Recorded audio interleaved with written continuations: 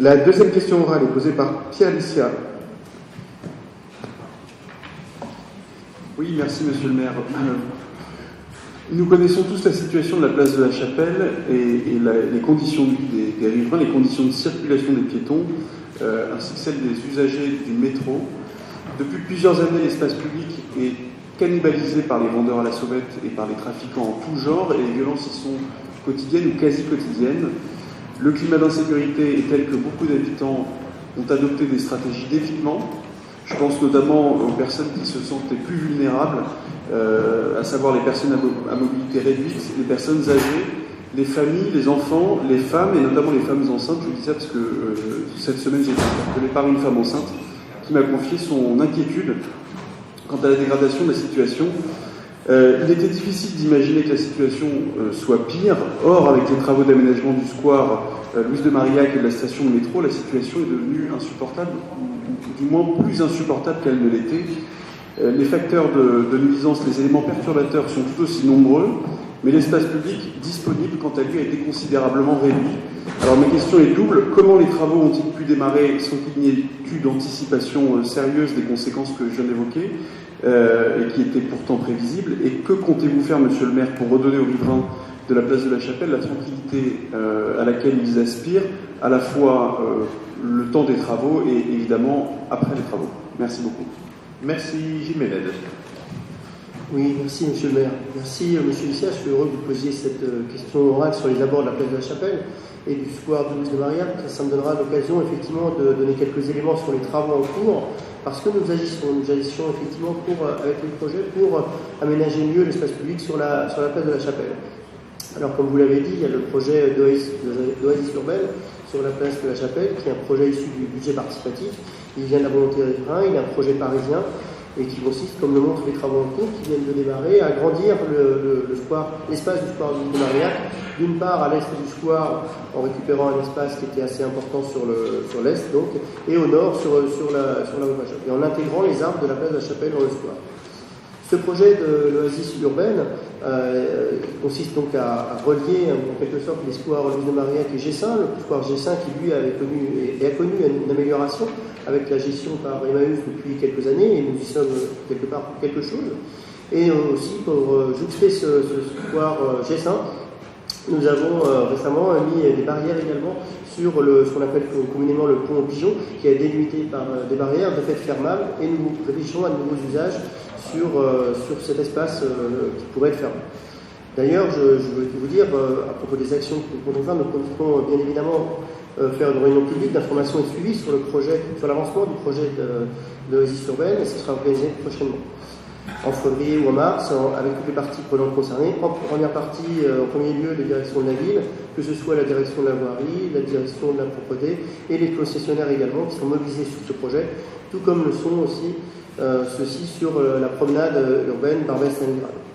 Et d'ailleurs, sur cette promenade urbaine Barbès-Stalingrad, dont parlait tout à l'heure Raphaël Gabellotto avec la création de l'espace de convivialité dans le marché des couverts alimentaires, je vous annonce aussi une réunion publique d'information qui aura lieu le 12 février à 18h30 en mairie du 10e.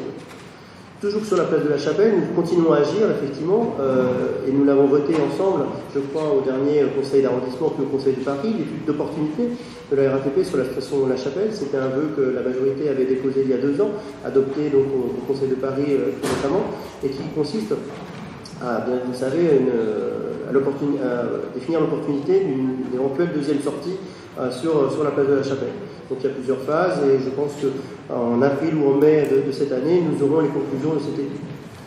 Enfin, et c'est l'objet des sollicitations que j'ai eues récemment, effectivement aussi, tout comme vous, c'est l'entretien du viaduc Barbès-Stalingrad par la RATP qui se déroule actuellement, et en particulier sur la place de la Chapelle. Ces travaux sont importants, ils sont réalisés tous les 20 ans.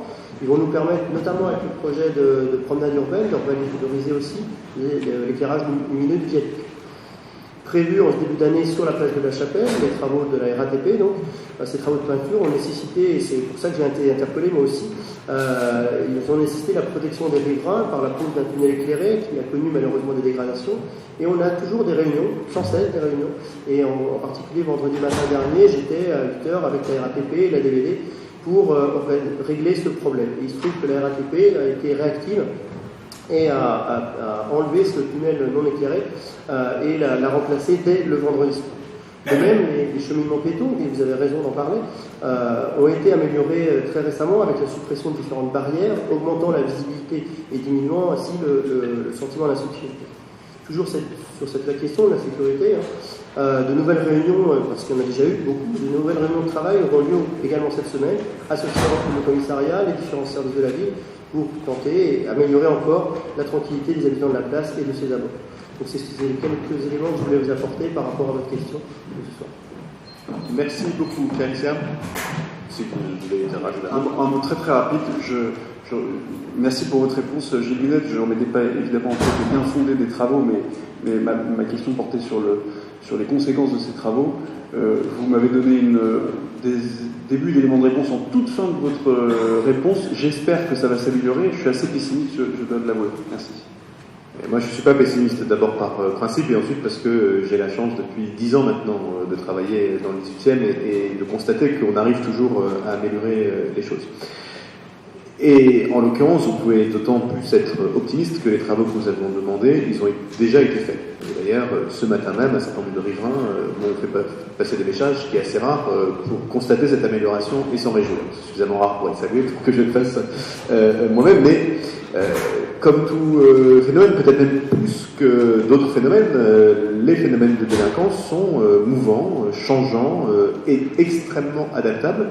Et il est malheureusement difficile d'anticiper les solutions qu'ils vont trouver aux contraintes que nous mettons. La contrainte des travaux de la place Louise de Marillac, de la place de la Chapelle, du square Louise de Marillac et de la promenade urbaine sont aussi une contrainte pour eux. Et donc nous aurons au fil du temps. Et les habitants savent très bien, ils ne sont pas du tout les habitants à la recherche d'une baguette magique, ils n'imaginent pas ils savent très bien que s'il y avait une solution évidente, c'est bien longtemps qu'elle aurait été trouvée et plus personne ne nous attendrait. Ils savent très bien, eux, que tout ça est issu de processus compliqués, de travail, beaucoup de travail. Et je veux saluer Gilles Ménette qui est là, mais Sarah Proust qui n'est pas là ce soir, de faire au quotidien ce travail, parce que c'est plus en travaillant qu'en s'inquiétant qu'on règle le problème. Et nous, on est tous les jours au travail.